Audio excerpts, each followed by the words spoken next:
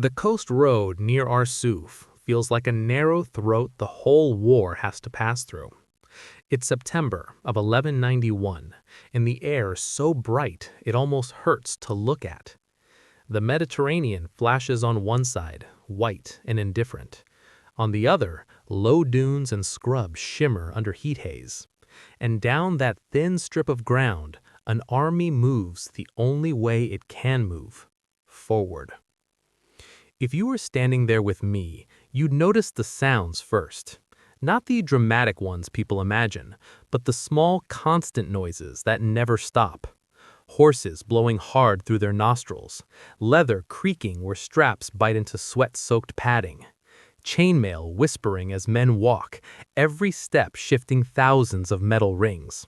You can taste dust and salt at the same time, like the land and sea are arguing inside your mouth.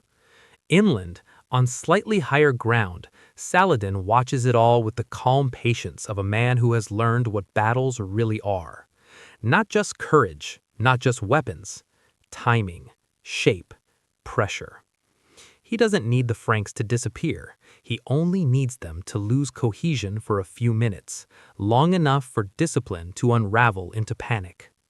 And you can see what he's trying to do.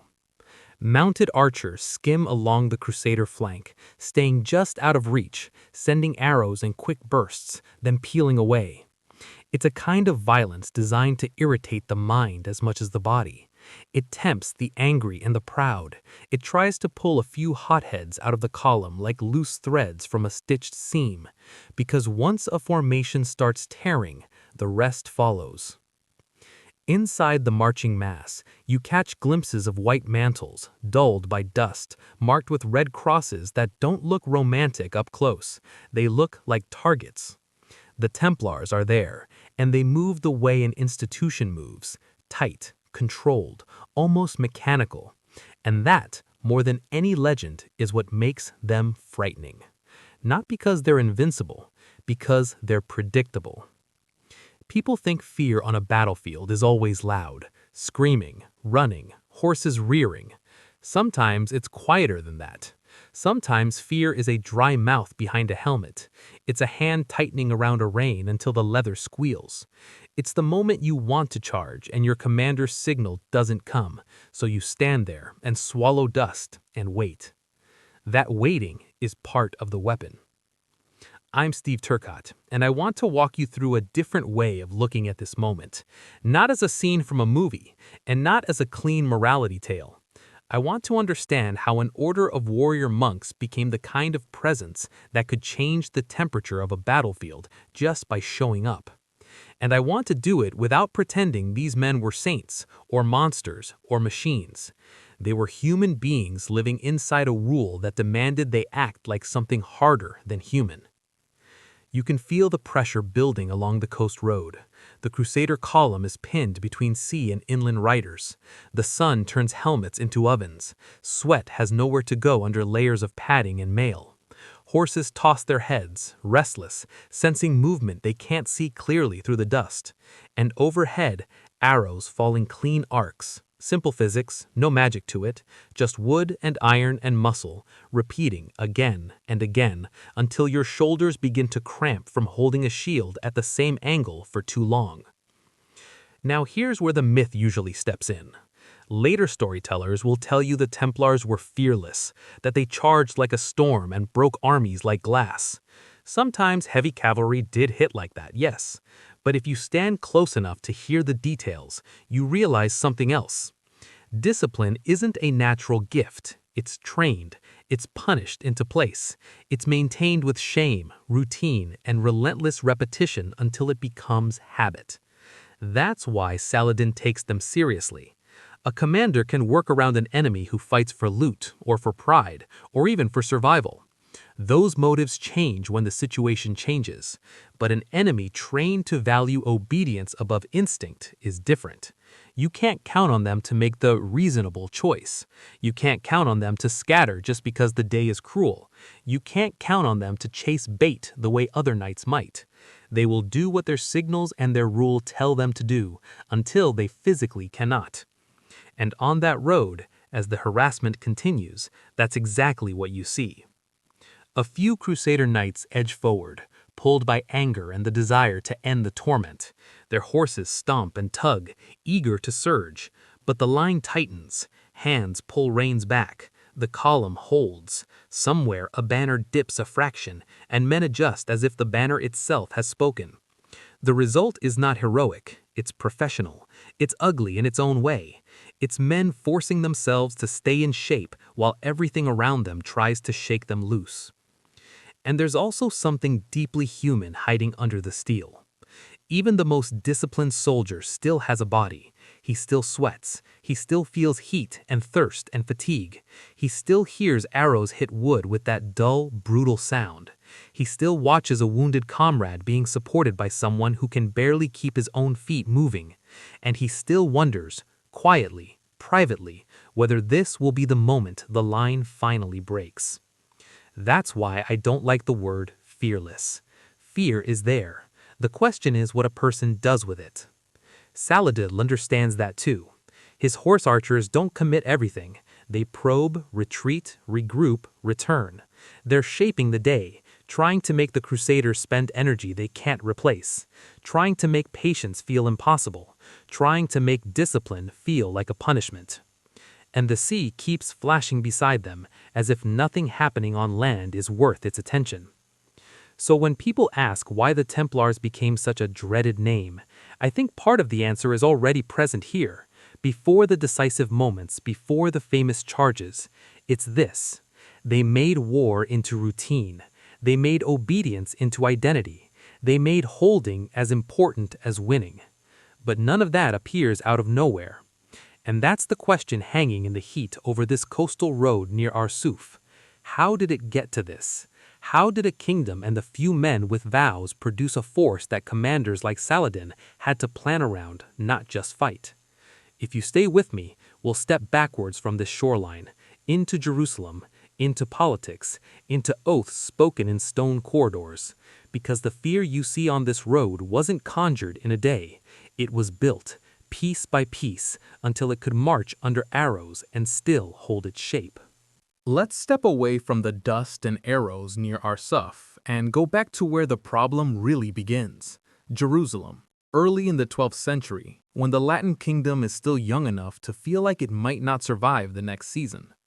If you picture Jerusalem in this period, don't imagine it a calm capital sitting securely at the center of its world. Think of it more like an outpost with holy prestige, a city of stone and prayer, yes, but also a city that depends on roads the king cannot fully control. The walls might hold, the churches might ring with hymns, but outside the gates, the landscape belongs to whoever shows up with a blade and the will to use it.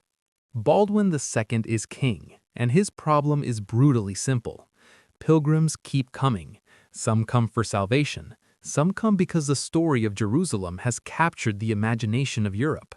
Many bring money, gifts, and connections, things a fragile kingdom needs. But the moment those pilgrims leave the coast cities and start moving inland, they become exposed. Small bands of raiders can strike fast, vanish into rough country, and leave behind bodies that speak louder than any sermon. When roads become dangerous, it's not just a humanitarian crisis, it's a political crisis. A kingdom like this survives on movement, people, supplies, reinforcements, information. If the routes between the coast and the holy sites turn into killing grounds, the kingdom's authority shrinks to whatever a garrison can see from a tower. And here's the part that's easy to miss if we're used to modern states. Baldwin II can't simply send the army to patrol everything. The Latin kingdom doesn't have endless manpower. It doesn't have a modern tax system feeding permanent regiments. Much of its military strength relies on feudal obligations, seasonal service, and fragile alliances. Knights arrive, serve their term, and then, because their lives and lands are elsewhere, they go home. Even the best-intentioned ruler can't be everywhere at once with that kind of system. So you get a grim pattern. A group of pilgrims sets out with hope and nervous laughter.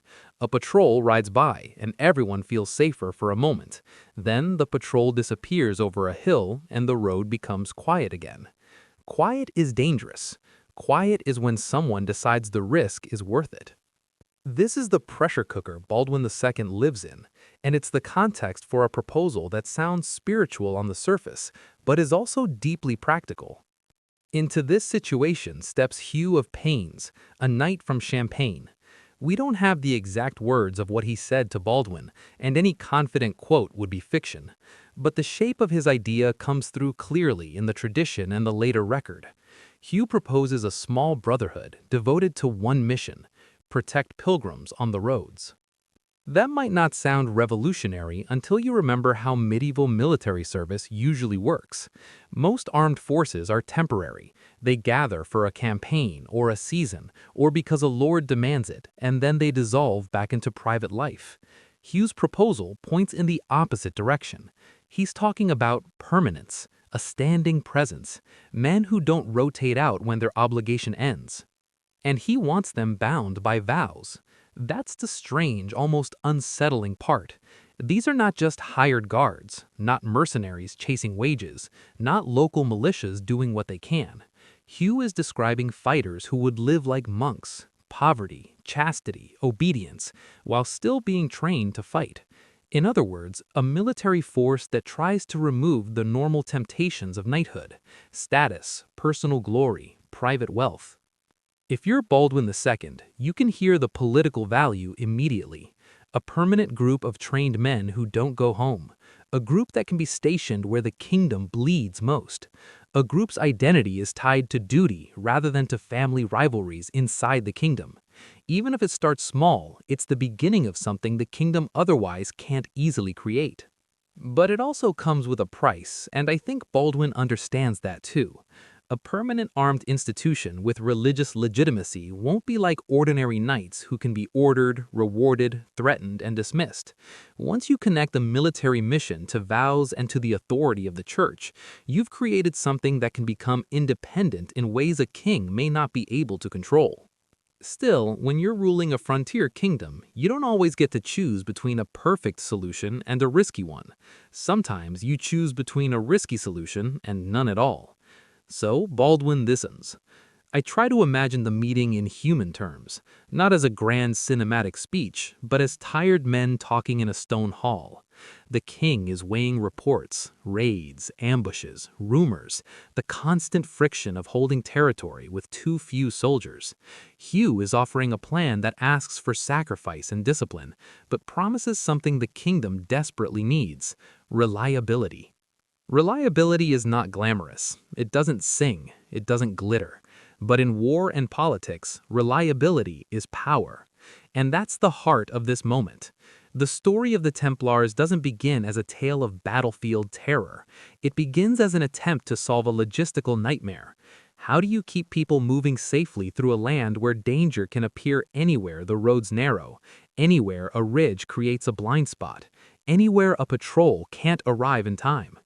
In a world where the difference between order and chaos can be a single day's march, Baldwin II is looking for something solid. Hugh of Paynes is offering a new kind of commitment, one that turns protection into a sacred duty and turns military readiness into a daily routine. And once that idea is accepted, even in a small form, it doesn't stay small for long. Because when you build a force that is always on duty, always training, always present, you don't just change how the roads feel to pilgrims, you change how every commander, friend or enemy, has to think about the battlefield. That's where we're headed next, but for now, hold on to this. Before the white mantles become a symbol of fear, they began as an answer to a king's problem: roads that can't be guarded, and the kingdom that can't afford to look weak for even a single season. Picture Jerusalem after dark, when the day's heat finally loosens its grip and the stone starts to cool. Torchlight trembles along corridors. Footsteps echo in places that never quite feel empty, because the city is packed with prayer, politics, and memory. This is the setting where Hugh of Paynes' idea stops being just an argument in a king's hall and becomes something physical, something that can be housed, regulated, and turned into a habit. Baldwin II gives Hugh and his companions quarters on the Temple Mount. In our modern minds, we can argue about which buildings were which and how Crusaders understood what they were occupying, but what matters for this story is how it felt to the people living it. To Latin Christians, the Temple Mount was not just valuable ground, it was loaded ground, sacred ground, the kind of place where every decision seems to carry a moral echo. So imagine the scene without romance. Not shining marble and triumphant hymns, but heavy doors, rough stone, and a practical kind of cold that lives inside old buildings even in a warm climate. A handful of knights, travel-worn, dusty, not many in number, walking into rooms that are almost bare. A few benches, straw pallets, iron hooks for gear, space enough to sleep, pray, and prepare for the road. This is where the name begins to take shape, a brotherhood connected to the temple, a knighthood of the temple. Later generations will compress it into the Templars, as if it were inevitable. In reality, it begins with uncertainty and improvisation, with men trying to live a life that medieval society still isn't sure how to categorize. Because what Hugh is asking his companions to do is strange. They are warriors, trained for violence, but they take vows associated with the cloister: poverty, chastity, obedience. Those vows are not poetic language. They have sharp edges. Poverty means you stop thinking of yourself as an individual owner. Chastity means no family line, no legitimate heirs, no comfortable social life. Obedience means you surrender the right to decide that your own judgment matters more than the rule. And the ceremony itself, whatever its exact details, would have been simpler compared to later fantasy.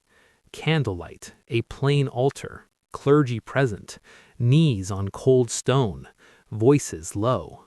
You can feel the weight in those moments. A vow isn't thunder. A vow is a door closing behind you. If you listen for the human element, you can almost hear it under the silence. The small sound of chainmail shifting as a man kneels, a controlled breath, a hand tightening and then relaxing on a glove. Fear doesn't vanish just because you've promised God you'll be brave. It just becomes something you're expected to carry without letting it show. Now, this is the part where modern audiences sometimes expect a clean transformation, as if a vow instantly turns a man into a perfect instrument. But real life is messier. These early brothers are still people. They will have doubts, tempers, ambition. Some will be driven by devotion, others by a need for purpose, others by a desire to wash away an old life and start again. And the institution they are building will reflect that mixture, because institutions always do. Still, something important happens the moment these knights anchor themselves on the Temple Mount. They become permanent.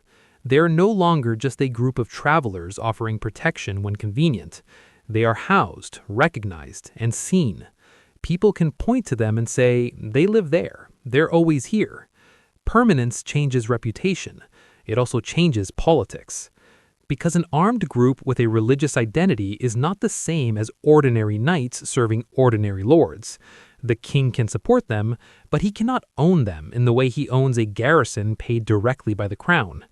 A brotherhood tied to church authority carries a different kind of legitimacy, the kind that can make local nobles uncomfortable and enemies take notice. I want you to hold on to one image. Torchlight on stone as these men walk through their new corridors at night. In a city filled with competing claims to holiness, they are building a headquarters for holy violence. That phrase is uncomfortable, and it should be.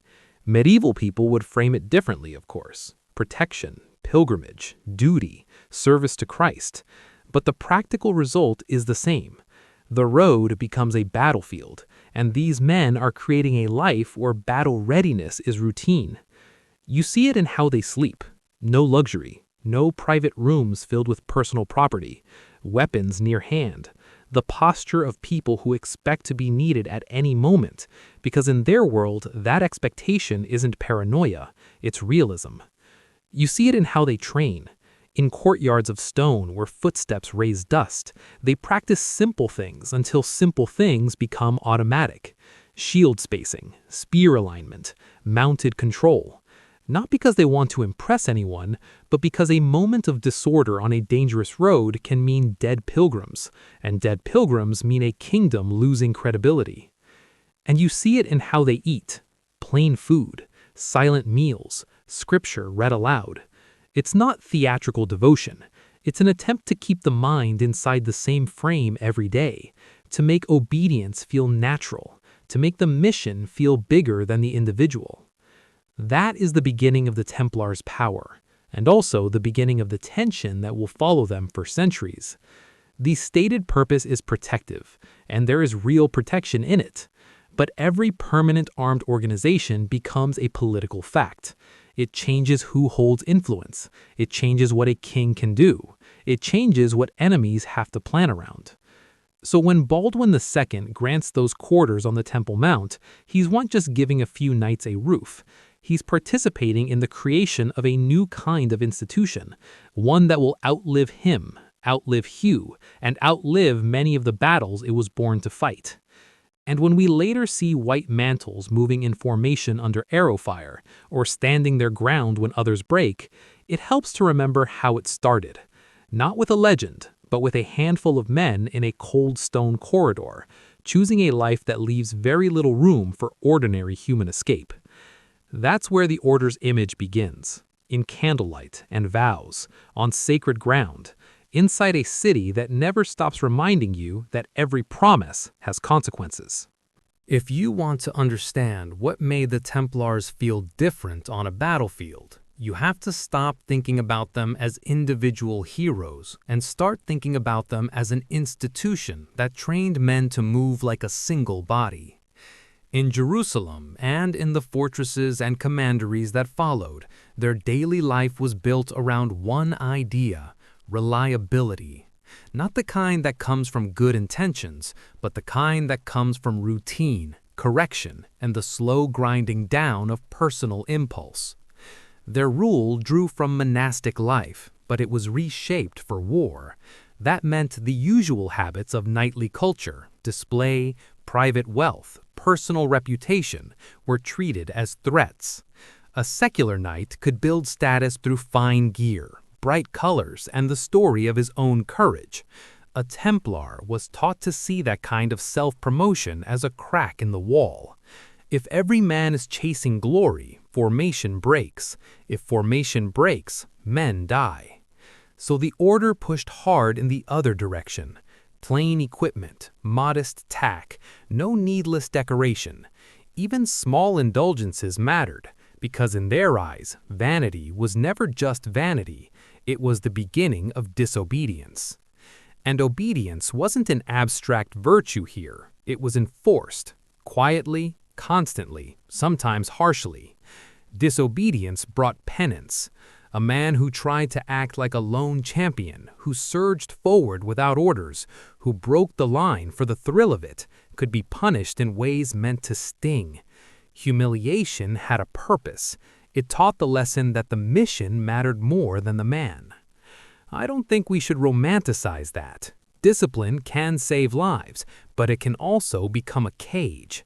When your identity is built around never yielding, never breaking, you can be pushed into decisions that look like courage from the outside and feel like compulsion from the inside. Now, imagine how that discipline was made real day after day. Before the sun fully cleared the walls, there would be prayer. Not because they were dreamy mystics, but because prayer was part of the schedule. Then training, then maintenance. They lived in a world where metal rusted, leather cracked, horses went lame, and neglect could kill you as surely as a blade. You can picture the armory corners, mail shirts hanging in rows, helmets lined up, oil lamps throwing a dull glow across iron rings, men sitting with tools, checking links one by one, rubbing oil into metal, replacing a strap, tightening a rivet. It's not glamorous work, but it's the kind that keeps a soldier alive. In the Templars, even that becomes part of devotion. Your gear is not personal property, it's a responsibility. And then there's the training itself. The order drilled formations until movement became automatic. Shield-to-shield practice, the rims grinding together, arms burning from holding the line. Spear drills, step and brace, until the body learns the timing and the mind stops asking questions. Mounted work was just as relentless. War horses weren't trained for beauty, they were trained to hold under chaos. A rider learned to keep spacing, to match the line, to control a horse that wanted to bolt when arrows fell or when smoke drifted across its eyes. They practiced with lances, learning to lower and steady the shaft so it didn't bounce uselessly with the horse's stride. They used training devices like the quintain, striking a rotating target that could swing back and punish sloppy timing. Missed the rhythm and you got hit. Learned the rhythm and you passed clean. They practiced what happens when plans go wrong too. Fake retreats designed to test whether men would break discipline and chase. Sudden signal changes, rapid dismounts, because cavalry isn't always cavalry in the real world. Sometimes terrain forces you to fight on foot, as heavy infantry with shields locked together and spear points ready. Signals mattered because signals were the nervous system of the order. Trumpets, banners, a slight dip of cloth, a short blast, and an entire block of men would pivot and reset. That's the moment where legend starts to look real, because it's not just one man being brave, it's dozens of men obeying at once. And that's also where you see the human cost. Try to run in armor, even briefly, and you understand how heavy the world becomes. Everything is slower, every movement has resistance. In training, they pushed through that resistance until exhaustion became familiar, not heroic, familiar. Even meals reinforced the same idea. The refectory was plain, bowls were wooden, food was simple, silence was often expected, with scripture read aloud. It wasn't meant to entertain, it was meant to shape the mind, to keep the individual from drifting into private ambitions. At night, the order didn't truly sleep the way ordinary people sleep. They lived with alarms, with sudden musters, with drills meant to prove they could be ready in moments. You can imagine a bell rope yanked in the dark, torches flaring, men pulling on coifs, tightening straps with fingers that aren't fully awake, running in armor down a corridor, not like a dancer, but like a man hauling his own weight through stone shadows. All of this produced something very specific on the battlefield, not invulnerability, not a lack of fear, something more practical and more unsettling. Men trained to act despite fear and trained to act together. So when enemies faced the Templars, what they were really facing was not just skill and not just equipment. They were facing a culture that treated the individual ego as a liability and treated cohesion as sacred. And that leaves me with a question I can't shake. If honor is defined as never breaking, what happens when breaking might save lives? Medieval sources often admire steadfastness, and it's easy to see why. But steadfastness can also harden into stubbornness. The Templars built a weapon out of discipline, and like any weapon, it could cut in more than one direction. That's the cold, mechanical truth behind the white mantle. It wasn't magic, it was routine, it was pressure, it was men trained to hold shape when every instinct says to run. Once the Templars take root in Jerusalem, their story stops being only about patrols and drills.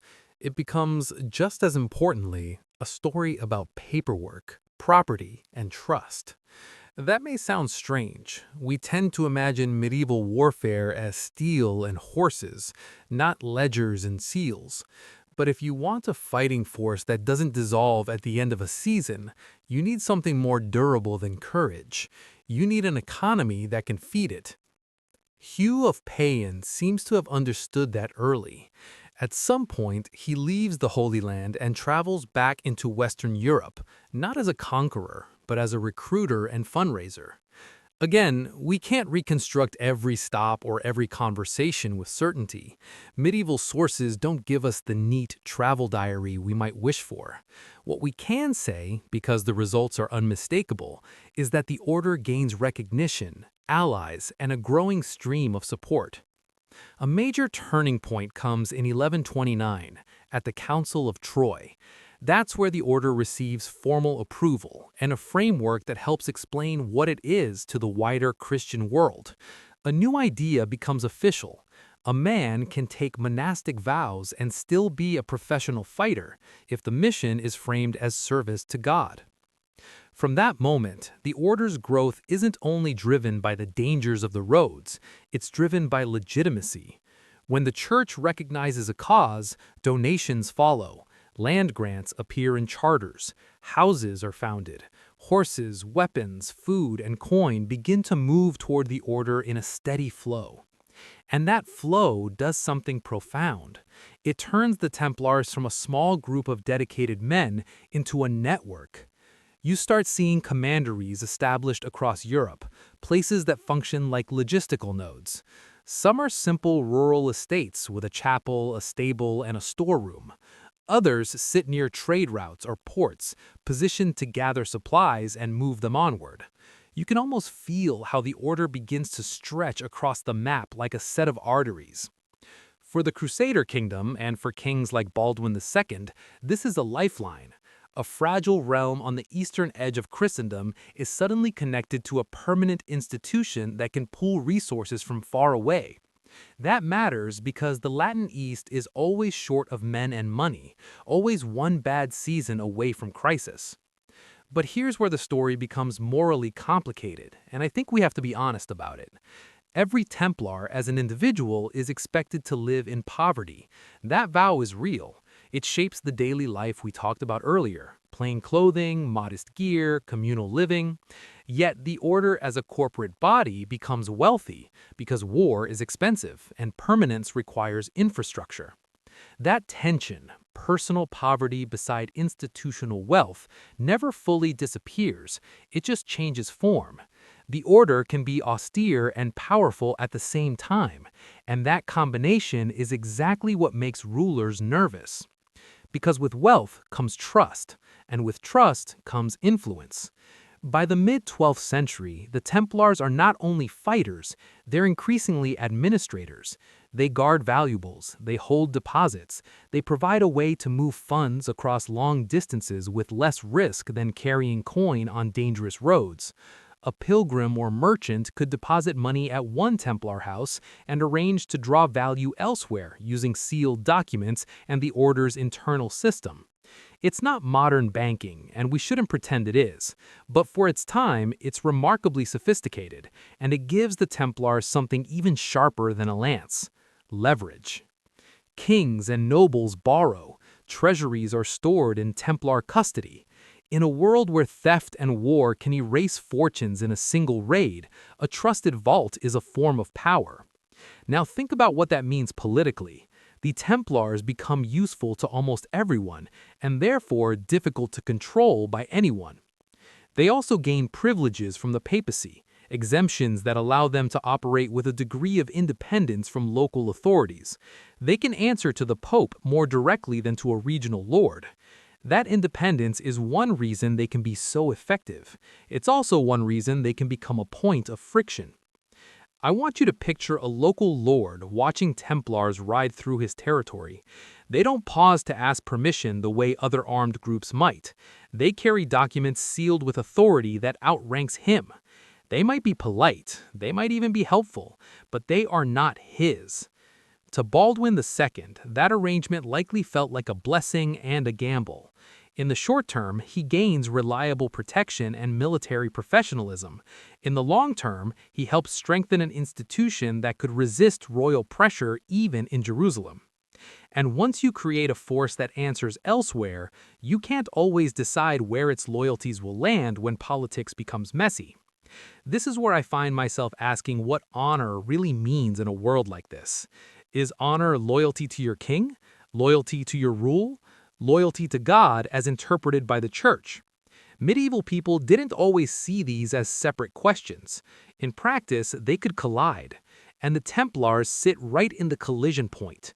They are sworn to obedience, but not necessarily to the same chain of obedience as everyone around them. They are sworn to poverty, but supported by wealth. They are pledged to protect, but trained to fight. They are built to be reliable, but their reliability makes them harder to bend. So by the time we return to the battlefield, by the time we see Saladin watching them and calculating what they might do, we're not looking at a simple band of knights. We're looking at an institution that can recruit, finance, transport, build, repair, and replace. A machine that runs on faith, but also on administration. And that's the quiet truth behind the white mantle. It wasn't only fear that made them formidable, it was infrastructure, it was credibility, it was the ability to keep showing up when others ran out of money or time or will. Some stories end when the founder dies. This one doesn't. It barely pauses. By the time Hugh of Payens disappears from the record, sometime in the 1130s, the thing he started is already learning how to live without him. And that's the moment an idea turns into a machine. A founder can inspire. A founder can set a tone. But once an institution can recruit, train, punish, replace, and keep going, it becomes something colder and more durable than any single personality. I want you to imagine what that looks like on an ordinary morning in Jerusalem. Not a battlefield, not a triumph, just stone corridors and routines that don't care who's missing. A candle burns low in a chapel. Incense hangs in the air like a thin veil.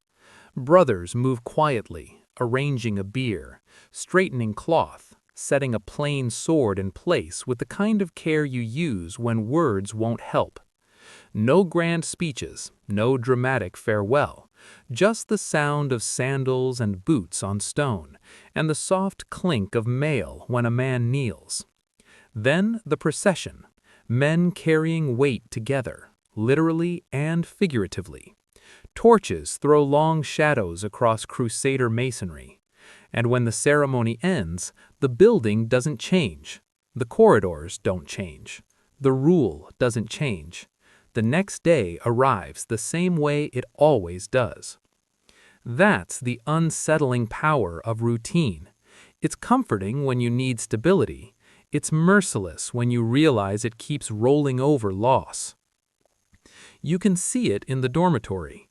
Straw pallets laid out in rows, gear hung neatly, and one space left empty, not by command, but by absence. A blanket folded. A pause that lasts only a moment, because the bell will ring, and training will begin, and no one gets to mourn for long in a place built for readiness. New men arrive. Recruits line up in the yard with stiff posture and nervous eyes. Veterans watch them the way experienced soldiers always do, quietly, without softness, because softness can get someone killed later. A superior checks belts and straps, not just for fit, but for uniformity. A mantle is placed on shoulders. A name is written in a ledger. A life becomes part of the system. This is how the order survives. The order does not depend on one man's charisma. It depends on repetition. It depends on making identity interchangeable enough that the mission outlasts the individual. And while Hugh fades, the broader world keeps turning in ways that make the Templars even more necessary and even more complicated. Baldwin II does not live forever either. Kings die, councils shift, noble families feud and reconcile and feud again. But the roads remain dangerous, the frontiers remain thin, and the Latin kingdom remains short of manpower. That's the reality that never loosens its grip. You can see the manpower problem in a single image: the city gate closing behind departing levies, knights whose service has ended riding out, families watching them go, wagons creaking, banners drooping in the heat. In a feudal world, that's normal, but normal doesn't protect a kingdom that's always under pressure. And in that same city, the Templars keep drilling. They tighten formation. They practice holding a line. They patrol when others have gone home. In a society where military service is often temporary, that permanence becomes a kind of moral claim. It says, "We stay." But permanence creates expectations, and expectations can become a trap. By mid-century, the Templars are increasingly treated as the reliable answer to every emergency. First in, last out. The men who don't run. The men who hold when others break. That reputation can be earned honestly, and it can also be used against them. Because honor in medieval society is not just a private feeling. Honor is social pressure. It's a weapon people can turn on you. If someone wants you to take a risk, they don't always argue strategy. They question your courage. They question your devotion. They call restraint cowardice, and they do it knowing exactly what it costs a man to be seen as dishonored by his peers. I think this is one of the hardest truths beneath the Templar legend. Their discipline wasn't only physical, it was emotional. They were trained to fear shame as much as they feared death, and leaders, on any side, can manipulate that. You can picture the moment, a commander in front of the line, scolding a knight who stepped out of formation, not with rage, but with a cold clarity that tells everyone watching, "We do not do that, not here." The knight lowers his head. He retightens a strap with hands that shake just slightly. The lesson isn't only for him, it's for the whole unit. It creates cohesion. It also creates rigidity. And this is where I keep returning to an uncomfortable question. If your rule teaches you that yielding is dishonor, what happens when yielding might be the only way to save lives? Medieval chronicles often praise steadfastness. I understand why. In a world where battle can become a slaughter the moment one line breaks, holding your ground can be the difference between survival and catastrophe. But the same virtue can harden into stubbornness. A formation can hold too long. A retreat can be delayed until it becomes impossible. Pride can dress itself as faith. Meanwhile, the political world around the order remains messy. Crusader leadership is not always unified. Rivalries inside the Latin states can undermine strategy. Deals are made, broken, made again. And the Templars, because they are a permanent institution, don't get to step away when politics turns ugly. They have to live inside it. So when Hugh is gone and Baldwin is gone, what remains is an order with momentum.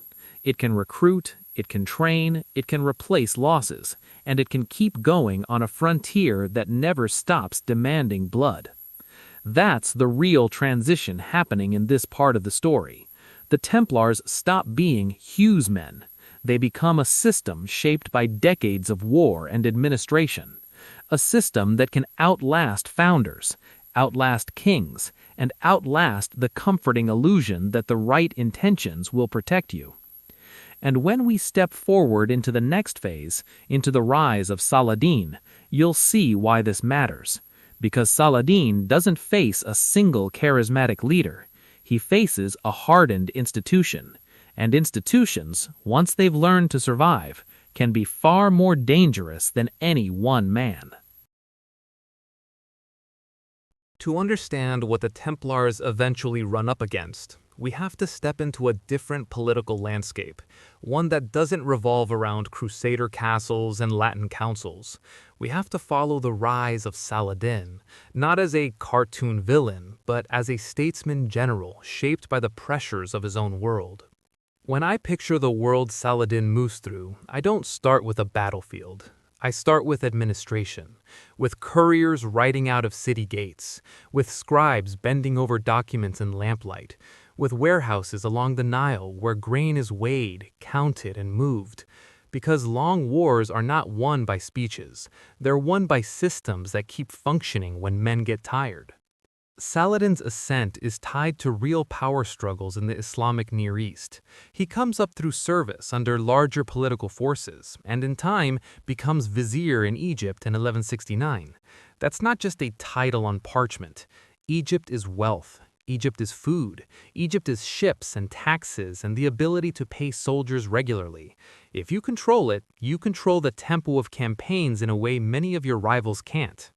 From there, Saladin consolidates, and that word, consolidate, sounds clean until you remember what it means in human terms. It means persuading some people and pressuring others, making alliances, breaking them, rebuilding them, convincing commanders that they gain more by aligning with you than by resisting. In some cases, it means the quiet removal of competitors. History doesn't hand us a single simple motive here, and medieval chroniclers often tell the story in ways that flatter the side they support. But the end result is clear enough. Over time, Saladin brings Egypt and Syria under his leadership, creating a more unified front than the Crusader states usually manage. That unity matters. In war, unity is not virtue, it's efficiency. Saladin also understands legitimacy, and I think this is where modern retelling sometimes flatten him. Legitimacy is the difference between a ruler who can demand sacrifice and the ruler who can't. You can't keep an army in the field year after year on pay alone. Not in that world. You need belief, and you need a narrative that makes endurance feel meaningful. For Saladin, religion becomes part of that legitimacy, not as a costume, but as a language his society recognizes and responds to. His piety is praised in many sources, and yet his pragmatism is obvious in his actions. Those two things can coexist. In fact, for medieval rulers, they often had to. Here's what I want you to notice. Saladin doesn't treat war as a series of romantic duels.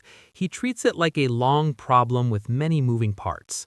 He raids to pressure. He maneuvers to stretch enemies thin. He targets supply and water. He watches how an opponent reacts, and then he adjusts. A commander like that is dangerous because he doesn't need to win every clash. He needs to control the conditions under which the crucial clash happens. And that's where the Templars come back into the picture. On the Crusader side, you have a patchwork of interests, lords with their own rivalries, cities guarding their privileges, reinforcements that arrive late or not at all, strategy that can be pulled in different directions by politics and pride. In that environment, the Templars stand out as one of the few consistent professional forces available. They train, they maintain equipment, they patrol, they respond to signals, they behave like an organization built for war. But consistency has a shadow. Consistency can become rigidity. Saladin can respect the danger of a disciplined heavy cavalry unit without being foolish enough to meet it on ideal terms. If the Franks want a clean, decisive collision, he can refuse it. If they rely on a charge to solve problems, he can create problems that a charge doesn't solve. Heat, thirst, distance, harassment that never allows rest. He can make the war about endurance and decision-making rather than about one dramatic impact. This is why I think the psychological side of medieval warfare is so important. Saladin isn't only fighting men, he's fighting morale, patience, and cohesion. The Templars, for their part, aren't only defending roads or walls, they're defending an identity built around not breaking. That can be formidable, and it can also be exploited. If you know your enemy believes retreat is dishonor, you can tempt him to staying too long in the wrong place. And there's a moral chill in that, no matter which side you sympathize with. Strategy uses people like numbers. It turns thirst into a weapon. It turns terrain into an ally. It encourages choices that look cruel because they are cruel, yet they are chosen because they work. Saladin is often remembered for moments of restraint, and there are episodes that justify that reputation. But he's also a ruler fighting a hard war, and hard wars create hard decisions. A leader who wants to unite an army under a cause can't always afford to appear weak. That pressure shapes behavior as surely as any sword. So when you hear later stories that describe Saladin as the noble opponent or the perfect model of chivalry, take those cautiously too. And when you hear stories that paint him as nothing but ruthless, take those cautiously too. What we can say, based on broadly accepted history, is that he was effective. He built unity where fragmentation was common. He understood logistics, he understood timing, and he learned how to treat the Crusader states as a long-term problem, not a single battle. If you're watching this as a viewer, ask yourself a simple question. Which is more frightening on a battlefield? An enemy who fights bravely or an enemy who fights intelligently and patiently? Because that's what the Crusaders, including the Templars, are facing as Saladin rises. A commander who doesn't need to be provoked into rashness. A commander who can wait. A commander who can make the landscape itself part of his army. And in the next stretch of our journey, that patience and that pressure will begin to close the distance between planning and catastrophe. By the late 12th century, the frontier war has been going on long enough that it stops looking like a crusade in a sermon and starts looking like a profession. You can feel it in the equipment first, not in the polished pieces people put in museums, but in the battered ones that live outdoors. A kite shield with a faded red cross, edges splintered, leather straps cracked from heat, a white mantle that isn't really white anymore because dust has its own way of claiming everything. And behind those objects, men who have learned the same lesson over and over again. Training matters, but it doesn't make you immortal. Inside a Crusader fortress, you don't see glory. You see maintenance. Horses with tired eyes standing in a stable yard, ribs hidden under muscle but bodies worn from long marches. A brother running a hand down a leg, checking for heat in the joints, checking hooves that have taken too many miles on too little water. In a corner, a small forge, not the kind that produces shining masterpieces, but the kind that straightens a bented helm rim and keeps a blade from rusting away. This is where the legend starts to feel dishonest, because it skips the labor. A military order like the Templars could be terrifying in the right moment, yes. A disciplined, heavy cavalry charge could hit like a falling wall. But the sources and the simple logic of war tell us something more complicated. They could be worn down. They could be forced into bad ground. They could be bled by harassment that never offered a clean target to strike. And that's the kind of war Saladin is good at. He learns, as any intelligent commander would, where their strength is sharpest. Don't give them the perfect collision when they're fresh and formed. Don't volunteer your line to be cracked open by disciplined impact. Instead, pull at the edges. Make them march longer. Make them hold formation under pressure. Make them carry their armor in heat that turns chainmail into a furnace and padding into a sponge of sweat. This is the unromantic physics of it. Metal traps heat, water runs out, muscles fail, horses stumble. A warrior's courage doesn't refill a water skin. You see the land working alongside the strategy. Heat haze blurs distance, so you can't judge how close a rider really is. Dust hangs in the air like smoke, coating your tongue, grinding into straps and buckles. The sun sits overhead like a weight. And sometimes the terrain delivers its own small betrayals. A shallow ditch hidden by glare, loose gravel under a hoof, a gully that forces a line to compress until shield rims grind together and every man feels the pressure of the one beside him. If you've never worn armor, it's hard to understand how unforgiving these little problems are. A stumble isn't a stumble. It's a potential collapse that can ripple through a formation. A moment of disorder is an invitation to an enemy who lives by timing. So Saladin's riders circle and test, like a net that tightens slowly. They keep distance, they move in, release arrows, peel away, not to win a heroic duel, but to drain energy, to create irritation, to tempt the most dangerous weakness a disciplined force can have, impatience. And inside the Crusader line, that impatience has to be strangled before it can breathe.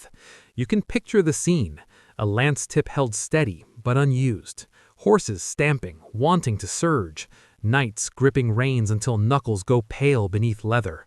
Someone takes an arrow on a shield with a dull impact that rattles the arm. Someone else gets clipped on the rim of a helmet, the head snapping slightly. Not dramatic, just painful and real. And still, the line holds, because discipline isn't about feeling calm, it's about acting calm when you're not. That's why the Templars can seem almost inhuman to outsiders. But I don't think the truth is in humanity. I think it's the opposite. It's men forcing themselves to do the hard thing when every instinct argues for the easy thing. And all of it comes with a slow, relentless cost. You see it when they reach a water source and form a line, not because they're polite, but because disorder wastes time, and time wastes lives. You see it in the way they drink, careful, measured, as if each sip has to be justified. You see it when a horse is led back at dusk, head low, moving like it's made of stone. You see it outside the walls, where a shallow grave is dug in hard earth and a plain cross is set into the ground with no speech, no audience, no illusion that death will be made meaningful by words.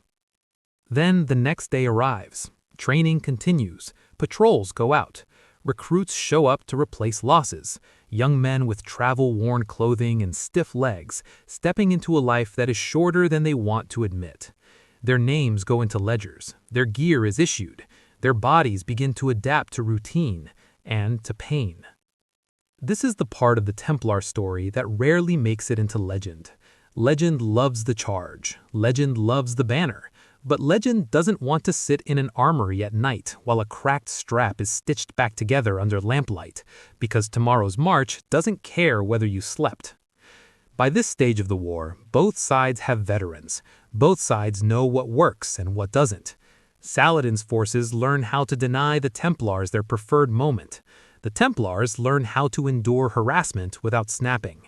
And the result is a kind of grinding conflict, where reputation still matters, but survival depends on logistics, terrain, and the ability to keep moving even when your body is begging you to stop. So when people talk about the Templars as unstoppable, I always want to bring it back to this. They were formidable, but they were not made of iron. They wore iron.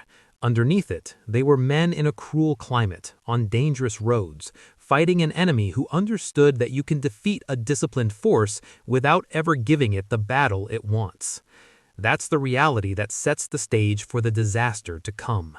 Not one dramatic failure, but 1,000 small pressures adding up, until even the strongest formation discovers what it means to reach the edge of human limits.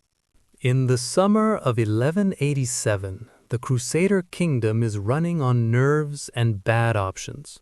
If you step into their camp in the early morning, you don't see confident knights polishing their legends. You see tired men studying a table, leaning over a parchment map that's already stained with wax and grit. You see fingers tapping at roads and hills, tracing a route that looks simple in ink and lethal in real life.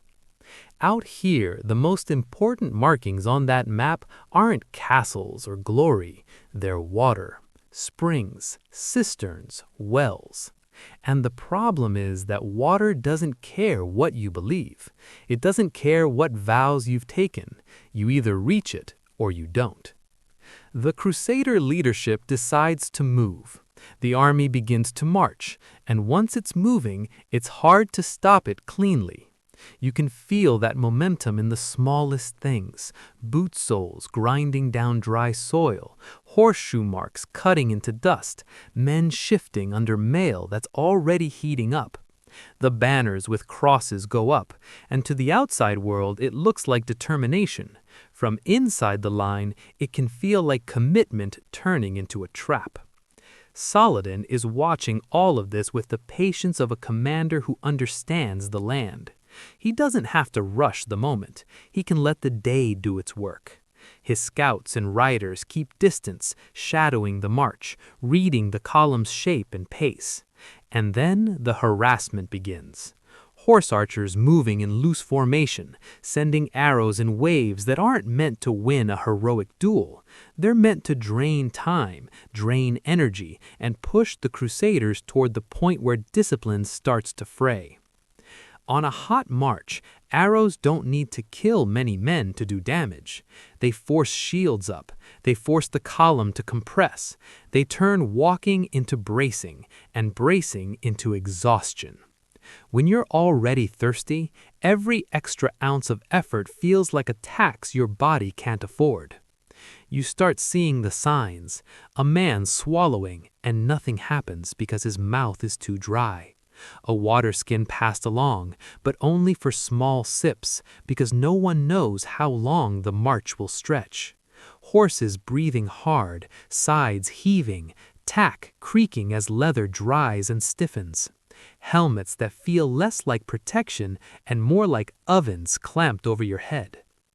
By late afternoon, the Crusader army is forced into a halt on rough ground, and now Saladin can begin to tighten the conditions.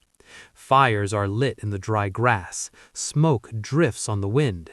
It's not a dramatic cinematic wall of flame, it's worse than that. It's persistent, irritating, and disorienting. It gets into your eyes, it gets into your throat, it mixes with dust until the air feels thick. Night comes near the Horns of Hattin, those twin rises that will give the battle its name. In the darkness, you can see two kinds of fires, the Crusader campfires, small and weak, and the enemy's fires scattered across the surrounding ground. The message is clear without a single word spoken. You are being watched. You are being contained. When morning arrives, it's the kind of light that reveals problems instead of solving them. The Crusader ranks form again. Cross banners lift, but they look heavier now, as if the heat itself is pulling them down. The Templars are there, disciplined, rigid, trying to hold shape inside a situation that is already collapsing. This is what it means to learn the limits of even the hardest training, not because courage fails, but because the body does. Saladin's forces apply pressure in layers. Arrows keep falling. Infantry and cavalry move to deny space. The Crusaders tried to push toward water, but toward is not the same as to. On bad ground, under constant fire, with smoke and heat working against you, forward progress becomes a kind of illusion. Men stumble, a shield wall wavers, someone drops to one knee and struggles to stand. Not because he's cowardly, but because his legs are empty. There are moments when mounted knights attempt desperate charges. You can feel the power when horses accelerate, hooves striking, dust exploding, because heavy cavalry is still heavy cavalry. But Saladin doesn't give them the clean collision they want. Broken ground forces checks and turns, arrow pressure punishes momentum, and a charge that can't fully develop becomes just another expenditure of strength. By the time the fighting breaks the Crusader army, it isn't one single dramatic instant, it's the accumulation of many small losses, of time, of cohesion, of water, of breath. Eventually, the battlefield becomes an aftermath. Broken spear shafts, scattered shields, men being disarmed under guard. Surrender in medieval war isn't neat. It's the slow, humiliating realization that your options have narrowed to nothing. Many Templars and other members of military orders are captured. In the sources, Saladin's decision to execute captured members of these orders is reported repeatedly, though details can vary between accounts. Whatever the precise sequence, the hard fact remains: many do not survive. In a grim strategic sense, it removes professional enemies who are likely to fight again if ransomed. In a human sense, it's a brutal end to a life built around the idea that yielding is dishonor. After Hattin, the consequences roll forward quickly. Jerusalem, the prize that gave the entire crusading movement so much of its meaning, becomes vulnerable. Inside the city, you can imagine the atmosphere: people moving supplies, stones stacked for defenses, tired men on the walls staring out at distant dust and the glow of enemy fires at night. The city is stone, but fear moves through it like smoke. Negotiations follow, and in October 1187, Jerusalem is surrendered to Saladin. Different chroniclers emphasize different aspects of what that meant, but the shift in power is unmistakable. Cross banners are lowered, people leave with what they can carry. The city remains, but the story around it changes. And that's what I want you to sit with. Hattin isn't just a battle, it's the moment where the limits of discipline, faith, and courage are exposed by logistics and environment. The Templars' legend often focuses on steadfastness. The reality includes thirst, smoke, fatigue, and the crushing fact that sometimes the land itself becomes your deadliest opponent. If you keep following this story forward, you'll see how that defeat doesn't end the Templars' mission, it hardens it. But the cost of that hardness is written here, on a dry hillside, under a sun that offers no mercy to anyone. We're back on that coast road in September of 1191, near Arsuf, where the land narrows between the sea and the inland hills, and everything feels compressed. Men, horses, decisions, time. The Mediterranean throws hard light into your eyes. Dust hangs in the air like a thin curtain, and you can hear the army before you really see it. The steady thud of hooves, the soft rattle of mail, the creak of leather that's been tightened and retightened 100 times. I'm Steve Turcott, and I want you to look at this moment without the legend getting in the way. By now, the Templars aren't an experiment anymore. They're an institution that has already been wounded and rebuilt, an order that has survived disasters that should have broken it. If you're watching them march here, you're not seeing invincibility, you're seeing persistence. And persistence can be admirable, tragic, or both, depending on what it costs. Saladin watches from inland ground, calm and deliberate. He understands what this road does to an army. The sea blocks one side, the terrain limits space on the other. A marching column can't easily turn to fight without losing its shape, and in medieval warfare, shape is life. Lose cohesion, and you don't just lose a battle, you lose control, and control is what keeps fear from turning into a stampede. So Saladin applies pressure the way a patient commander does. Mounted archers surge forward, release arrows, and peel away before they can be caught. It's a form of violence that's meant to irritate the mind as much as the body. It tempts the Franks to chase. It tries to pull a few riders out of the column and turn discipline into a mistake. And the longer the harassment goes on, the more the march becomes an endurance test instead of a movement from one place to another. Up close, the scene is painfully human. You see men tightening girths while walking, fingers fumbling with straps stiffened by sweat and salt. You see a horse's flank heaving, foam at the bit, the animal doing what it can under the weight of armor and rider. You see shields lifted again and again, arms numbing from holding the same posture under the same threat. Arrows strike wood with dull, brutal thuds. Some bite into the ground and quiver there like the earth is growing spines. And there are Templars inside that marching mass, white mantles dulled by dust, red crosses not bright like a painting, but muted, practical, almost grim. Their posture looks rigid, but it isn't because they feel nothing. It's because their rule has taught them what to do when they feel too much. Discipline doesn't remove fear. It tells you how to behave while fear sits in your chest. That's what people often misunderstand about this order. They imagine men who don't care whether they live or die, as if that's a simple thing. But accepting death isn't a personality trait, it's a training outcome, reinforced by community, by expectation, by a religious framework that turns endurance into a kind of proof. The Crusader column keeps moving. There's no cheering, no speeches, just motion and noise and the long stretch of road ahead. The sea wind snaps at banners and surcoats. Sunlight flashes on steel, then disappears as the dust thickens. A wounded man is supported by a comrade who can barely keep his own legs steady, and still they move, because stopping is dangerous. Saladin doesn't need a dramatic charge to win here. He needs the column to break at the wrong moment. He needs impatience to overcome obedience. And he knows the Templars, in particular, are trained to resist exactly that. They are the kind of troops that can absorb punishment and still hold formation, which means to defeat them efficiently, you don't smash into them, you reshape the conditions around them until their strengths can't be used cleanly.